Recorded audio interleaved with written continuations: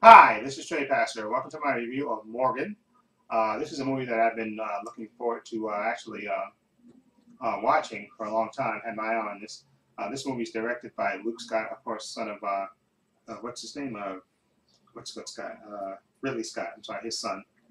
Uh, and it was produced by Ridley Scott.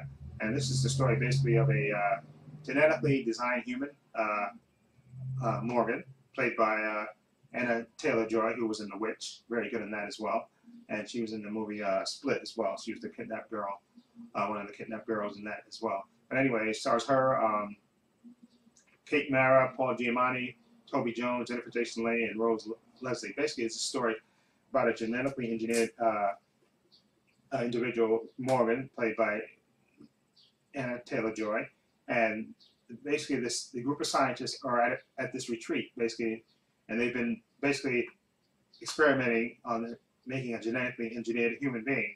And Morgan is their third attempt, I believe, in this movie, successful attempt. And at the beginning of the movie, Kate Mara's character, she works for the corporation that kind of funds this organization, and she's been sent to this retreat to actually find out exactly, to basically assess Morgan, because there's been an incident. I'm not going to spoil that, but there's been an incident, and she's been sent there as an investigator to evaluate and report back to the corporate headquarters. And of course, also there's Paul Giamatti. He plays a psychologist. He's there to also psychologically evaluate Morgan character. And as the movie begins, you see you introduce the various characters and these close knit group of scientists, who kind of consider Morgan to be their own. But of course, like I said, there's been this incident that Kate Mara's character has to investigate.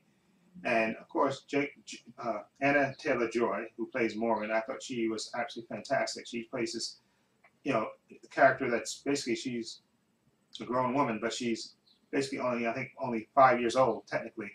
Okay, and she's experiencing all these emotions and stuff, and because of the incident, her character is put under scrutiny and has to be evaluated. Okay, and of course the scientists are resistant to this because they kind of want to fight for Morgan, to say that no, that that she's, despite the incident, she's a valuable tool and she shouldn't be put down. Okay, and this movie is about 92 minutes long. Now, performances especially by Ann Taylor-Joy, I thought were fantastic. Rose Leslie plays like a psychologist who kind of interacts with Morgan, and she has a really tight bond with her. And you also have, of course, Kate Mara as this investigator. Toby Jones is one of the scientists, and Jennifer Jason Leigh, and also is another caretaker there at the facility.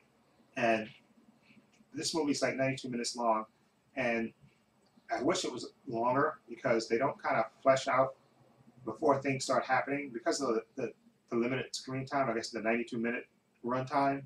Because I know that they have a bunch of deleted scenes, so maybe if the deleted scenes, I haven't seen the deleted scenes, if they were put into the movie, it would kind of make the story flow better because you kind of thrust into the story and you get told a little bit of the story, then things happen, rather than you get to know the Morgan character and the characters, the scientists and stuff in there, and all their motivations, and even Kate Mara's character's motivation. You just kind of get thrust into it, and then things start happening because of the short runtime. This movie, I think, to me, needed more time to flesh things out. As it is, things start happening, and then you're kind of left to fill in the blanks of certain things that happen in this movie without spoiling it. Okay, and there's a certain thing that happens in this movie that I went to myself when I was watching. I said, "Oh, okay, now that kind of makes sense." And maybe they deleted a scene so when that thing happens in this movie, I guess you could figure it out. I guess if they had more runtime, you'd have probably figured it out earlier. But there's a certain thing that happens in this movie that you go, oh, wait a minute, okay, and then it kind of leads you to a conclusion. Okay, but like I said, the actors, I think, do the best they can with the material. It's just that the story's not fleshed out as much as it should have been. Okay, it should have been longer and more character development is what I want to say. More character development and more time, spending more time with Morgan, the character of Morgan, so that way we can understand the way things are and the way things happen in the movie. But I think because of the short runtime, things kind of accelerate kind of faster than they normally would in the normal flow of the story. So that kind of detracts the story a little bit, kind of makes it, so you're left to kind of fill in the blanks for certain things. It's still an enjoyable movie, and I did like the performances. Again, Ann Taylor-Joy is just a really good actress, especially with her eyes. Her eyes just tell everything. And Rose Leslie as well. I thought, and of course Kate Mara, I thought she did a decent job as well.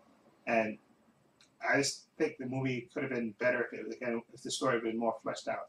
As it is, there was another movie which I can't think of the movie with the actress who won Best Supporting Actress. I can't remember with Oscar Isaac. I can't remember it now. The movie was sort of a similar story with the artificial created individual. I can't remember the name of the movie. I'll put it over the video.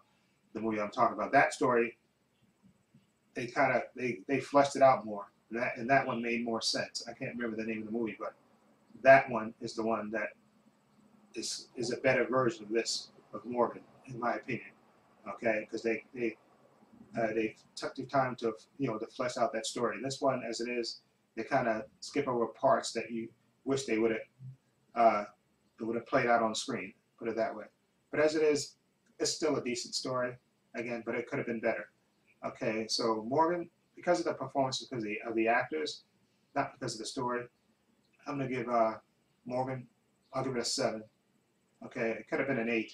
Okay, with more time, runtime, and more the story getting more fleshed out.